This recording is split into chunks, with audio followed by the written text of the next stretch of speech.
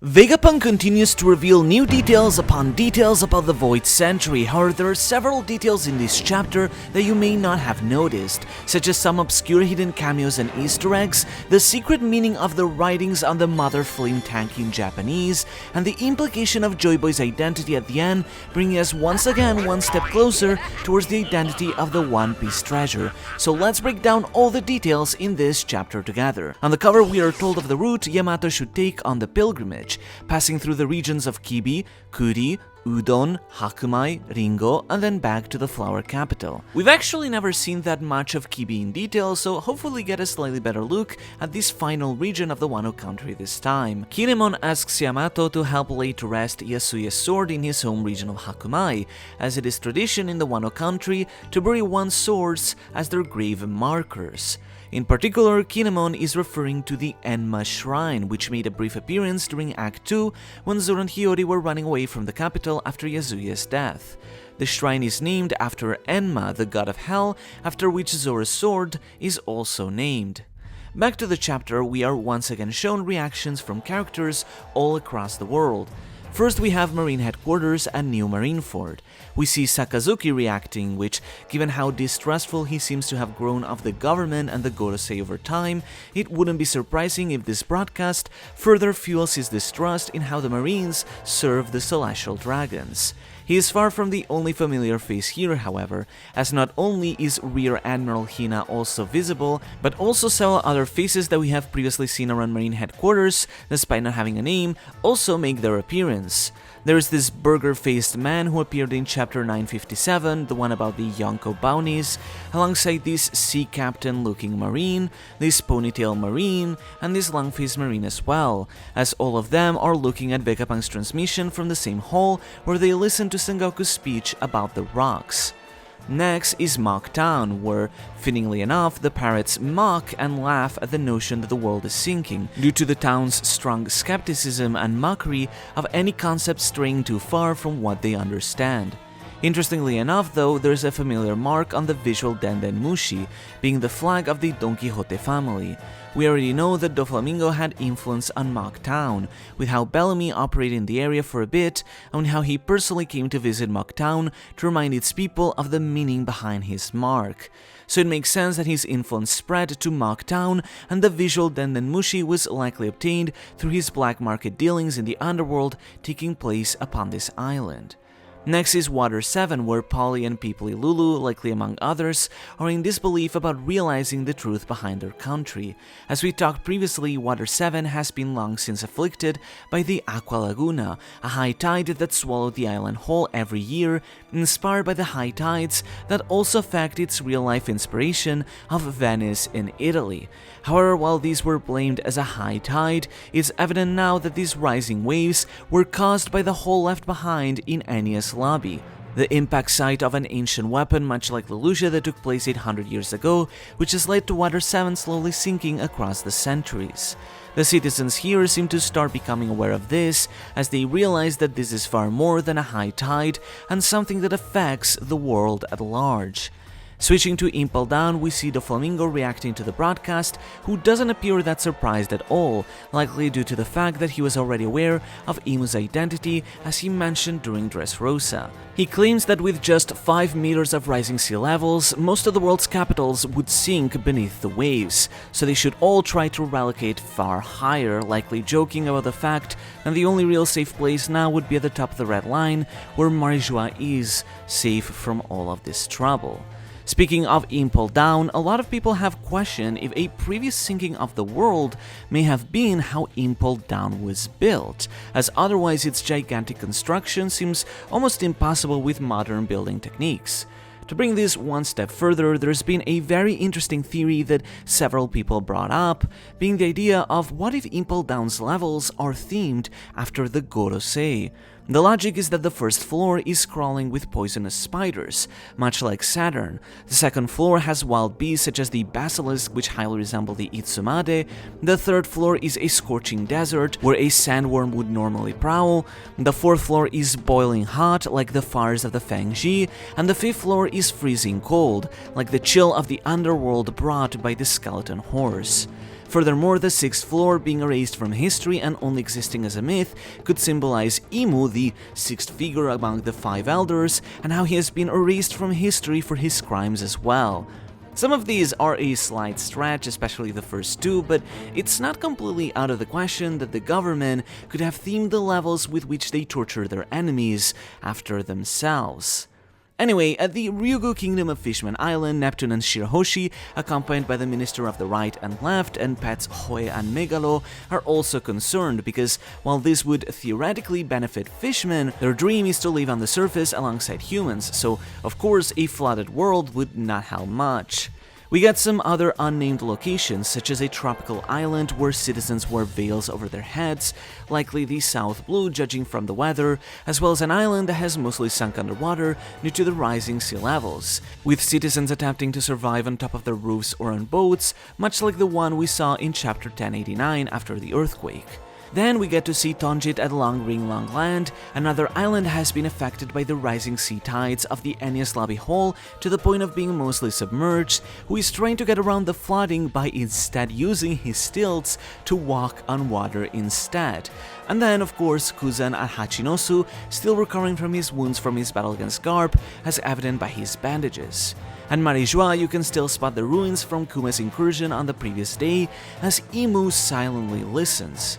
Among the celestial dragons, we also see Saintess Shalria, the sister of Saint Charlos, who isn't even exactly sure what a Void Sanctuary is, showing just how disconnected the celestial dragons are from everything in this world, including their origin. At what is likely Albev, as he should supposedly in hiding there, we can see Sol, who listens to the call while laughing to himself. Dorian Broggy described him now as a scholar, likely having studied and learned through the books of Hada now at Albev, so he's quite happy about the fact that Vegapunk is now divulging details on the poneglyphs. At Orange Town, we see Boodle with Shushu, as well as a little girl who is confused by Vegapunk's message due to the narrative that the government has spun.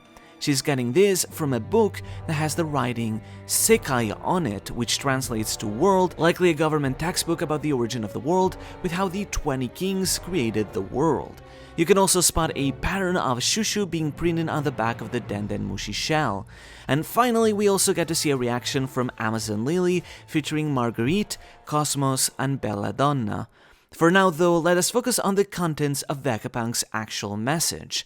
Starting off and continuing from last chapter, he says, "Now, I'm going to skip a bit ahead to the future, but if the sensor I created and my calculations are correct, at some point after the filming of this video, there should come an earthquake that will strike the entire world.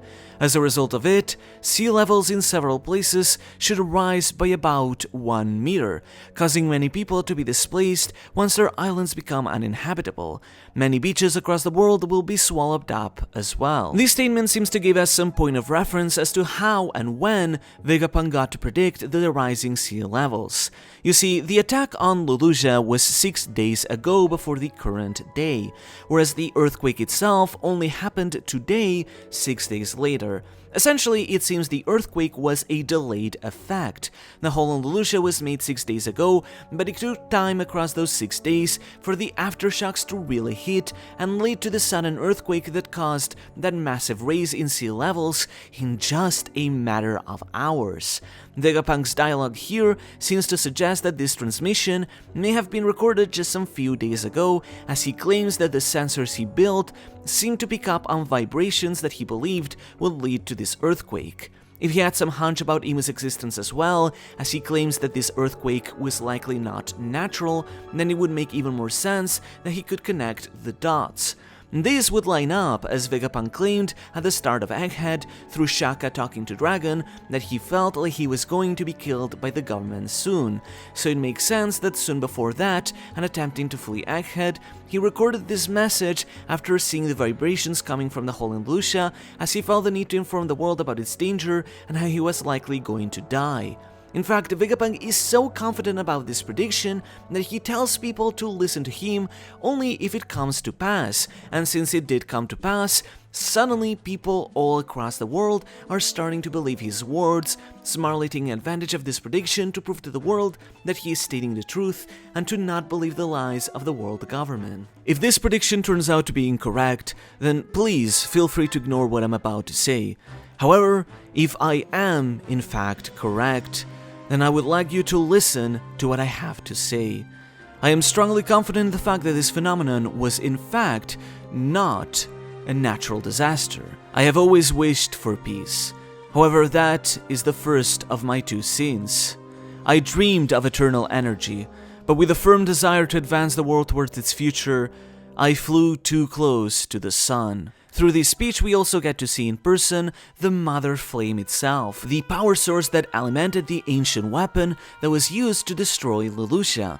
In this case, the Mother Flame is depicted as a very literal flame being contained within a massive tank, which has been referred to as the power plant, or by its kanji reading, a fusion reactor.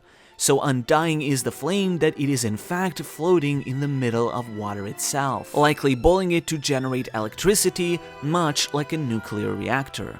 What is however most tantalizing is the writings on the tank itself. At the top there's the writing S108.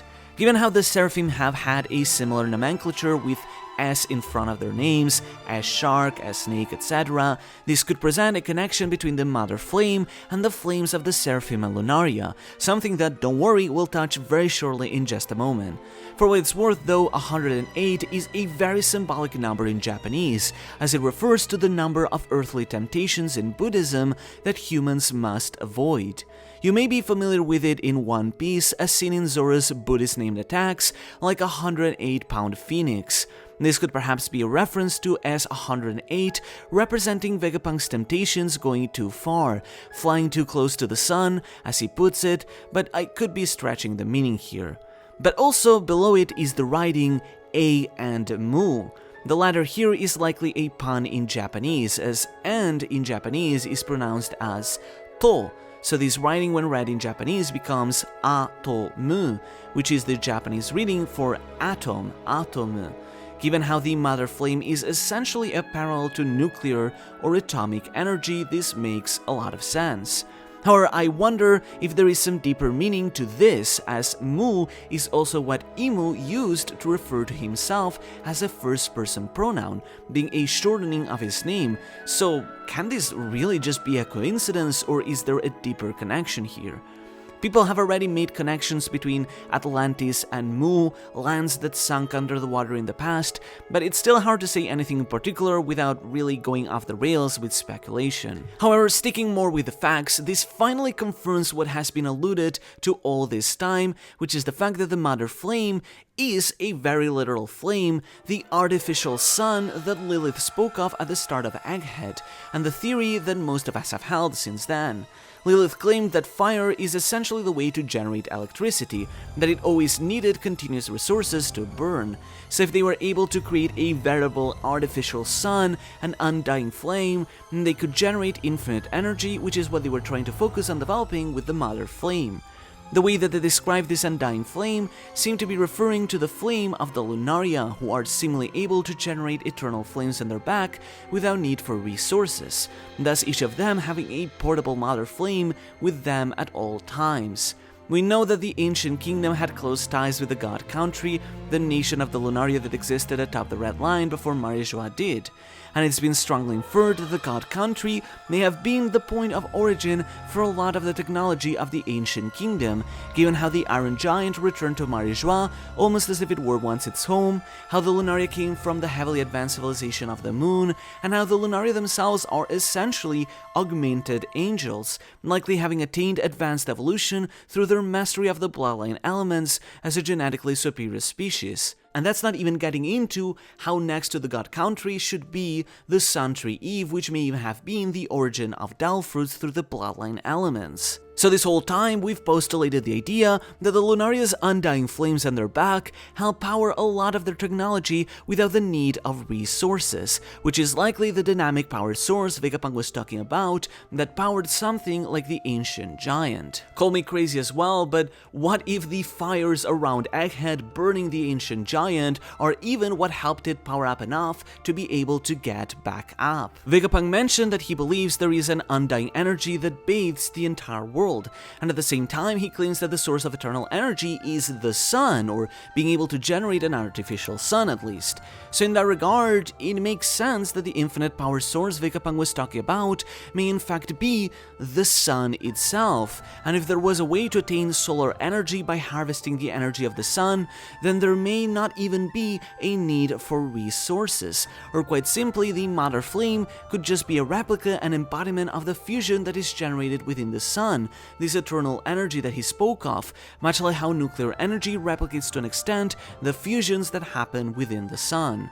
In a sense, Vegapunk's story is much like that of his inspiration, Albert Einstein, who made groundbreaking discoveries in the road to nuclear power, something that should have served humanity as a more renewable source, but unfortunately went out of hand to create weapons of destructive power.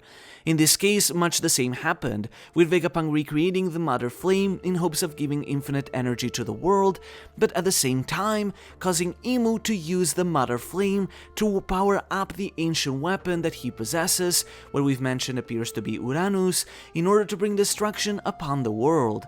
In that regard, Vegapunk poetically claims that he got too close to the sun. This is what explains the title of the chapter being Wings of Icarus. As you may be familiar, Icarus refers to a myth from Greek mythology where Icarus was the son of master craftsman Daedalus, and after both became entrapped in the labyrinth of the Minotaur, they were able to escape by crafting artificial wings that Daedalus created to simply fly away. Daedalus warned Icarus to be careful to not fly too high to the sun, as the heat of it would melt the wings. However, Icarus ignored the warnings, fascinated by the radiance of the sun, until his wings melted and he plummeted to his doom, drowning in the sea. Thus, the myth of Icarus has served as a moral for never becoming too conceited and trying to achieve more than what you need, which is symbolized by him literally trying to create an artificial sun that ultimately burned his wings and led to his downfall. Let's however skip to the final part of the message, at least for this chapter. So let me explain what is going to happen to the world by going step by step. First, we need to talk about the century that lasted from 900 to 800 years ago. Though the truth is that it's a part of history that has been left completely blank. This is what is known as the Void Century, of which all records of it have been erased. So the only way I had to learn more about it was to read the poneglyphs, letters from the past that have been scattered all over the world. But within this history exists a tale. In other words, I have only come to learn an incomplete amount of the tale from this century. As much as I would like to fill in the gaps with my speculation, I'll just state what I know for a fact. The main character of this tale is someone who was born 900 years ago in a kingdom with an incredibly advanced civilization. It was said he could fight by stretching his body like the sun god Nika from cultures like that of Elbaf. His name was JoyBoy, and he was the first man in the sea to call himself a pirate. Now, the fascinating thing here is that Vegapunk refers to the history of the Void Century holding a certain tale. The wording here is monogatari, which is the Japanese word for a story, a tale like that of a book. And Vegapunk refers to JoyBoy as quite literally the shujinko or main character, the protagonist of this tale. This is kind of a big deal because, as we've talked about several times before, we now know that Nika is not a real existing person, according to the accounts of people like Kuma and Saturn, who described him as a fictional superhero, just like the subject of legendary stories. However, we do know that there was someone who did become Nika in the real world during the Void Century, who came to be called by the superhero name of JoyBoy, much like, say, other superheroes like Astro Boy or Superboy. The way that he was able to achieve this, becoming like the fictional superhero Nika, like Vegapunk describes even here, is, as we know, through having eaten the Hitohitonomi mythical model Nika, and thus transforming into the mythical fictional character that is Nika in reality. So while Nika was just a fictional figure of a superhero with his superpower to stretch his body, a certain man of unknown real name came to be known as the real-life superhero JoyBoy by eating this doll fruit and thus incarnating Nika. This is why Luffy has been referred to by the same superhero name of JoyBoy, as he has been the first person since the Void Century to eat the fruit and awaken it, thus embodying Nika himself as well. In this case, however, not only are all of these concepts reinforced, but we are also introduced to what has been a long-standing belief that this JoyBoy was in fact also considered the first pirate in history. That isn't to say that sea criminals may not have existed previously, but JoyBoy may have been the one that popularized the concept of what it truly means to be a pirate during the Void Century. We've already talked before about how many of us believe that the Ancient Kingdom was likely a kingdom with pirates. For example, Lily spoke of raising the flag of the dawn, giving the image of a pirate flag against a something ink world. Which, by the way, a lot of Japanese fans have brought up. The grammar of it fits quite nicely in Japanese, with a certain interpretation for Lily's message. The poneglyphs must be protected. Bear the flag of the dawn against this sinking world, which now would make all the more sense with the world literally sinking. But it would make even more sense if this ancient kingdom wasn't just a monarchy, but rather built more like a pirate crew, a nation of pirates that sought to liberate the world and make all people within it equal, sailing the seas as pirates not to steal and plunder, but to oppose the oppressive human kingdoms that monopolized power and enslaved the populace to bring freedom.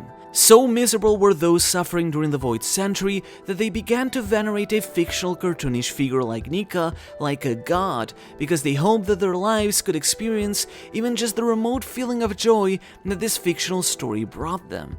And from the dreams and hopes of these people came to be the Hitohitonomi model Nika, which a certain man came to eat, embodying this fictional superhero as the real-life hero going by the name of JoyBoy. The fact that Vegapunk parallels JoyBoy as being the main character of a tale may be to draw a further parallel of how this JoyBoy became a main character of a story by literally embodying Nika, the main character of his own fictional tale, once again suggesting that this fictional superhero may have arisen from a certain story, a certain tale, a story so silly and funny that it causes laughter, specifically because of how goofy Nika is when he fights, bringing smiles to our faces through how absurdly silly and funny Nika's fights are. Perhaps, as we've already said several times, maybe even a laugh tale.